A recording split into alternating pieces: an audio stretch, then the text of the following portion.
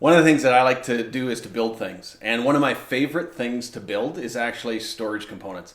I like to build bookshelves. I like to build lockers. I like to build storage sheds. I like to build shelves of any kind because I always feel like there's more stuff that you can put away and to put in storage. And if I'm honest, I'm probably a little bit of a hoarder. A mild hoarder, I would say. I probably won't make it on any television show, but I do have a hard time throwing things away.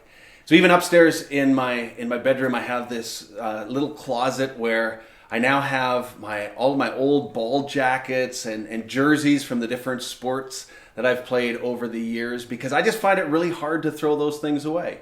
Because you never know when you might just need a nice red satin ball jacket again. One day Lisa said to me, rather than building more storage, maybe what you want to do, Bruce, is to actually start to purge things.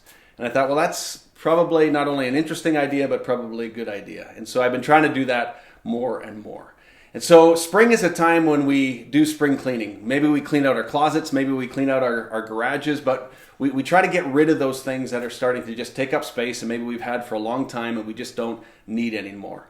And I think purging things in our lives and being a little bit more of a minimalist is probably good for every one of us. I know it probably is for me. Spring is also a time when we come at this principle in another way when you think about pruning.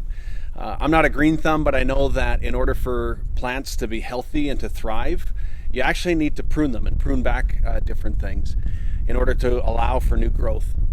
Dr. Henry Cloud, he wrote a book called Necessary Endings. And in this book, he uses this idea of endings, meaning that you actually make an intentional choice to give something up in order to go in a new direction and in order to give more space in your life for other things.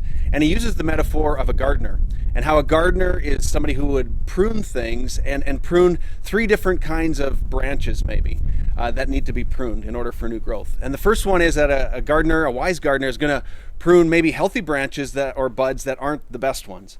Secondly, this gardener will prune sickly branches that maybe aren't going to make it.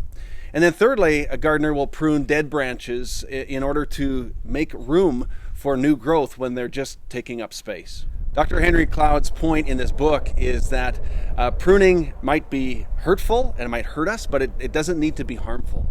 And when we have necessary endings in our lives that are kind of approached with intentionality and grace, it can be really important things that actually provide fruitfulness in new ways in our lives because of the things that are removed. And Jesus seemed to understand this as well. And in John chapter 15, where Jesus is speaking and he says this, verses 1 and 2, he says, I am the true grapevine and my Father is the gardener.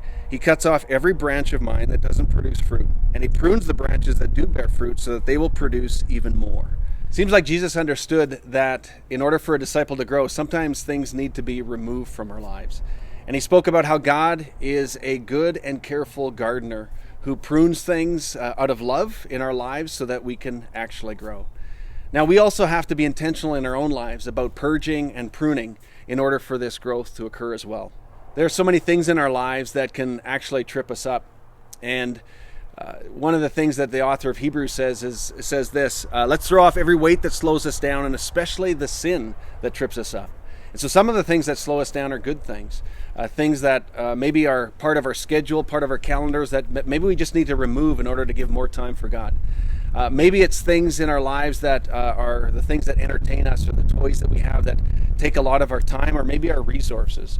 Or maybe it's the other things like the author of Hebrews says about the sin that trips us up and that needs to be repented of and released from our lives in order that God can grow new things in us. So this whole idea of purging and pruning is something that every one of us, I think, needs in our lives. We need it in our churches. We need it in our ministries. We need it in our own individual lives as well. And sometimes it's God that is doing the pruning. And I know for some of you, maybe you are going through a season of intense pruning right now. And you just need to know that God is a good Father who prunes with care and with discipline in your life in order to produce new things. But other times we need to make intentional choices in our lives about what we need to release in order for God to cause things to grow. And I just pray that God would give each one of us the grace and the strength to go through those times when God is pruning us, but also the wisdom and the courage and the discipline to look for necessary endings in our lives, things that needs to be purged or need to be pruned in our lives in order that God might cause new things to grow in our discipleship journey.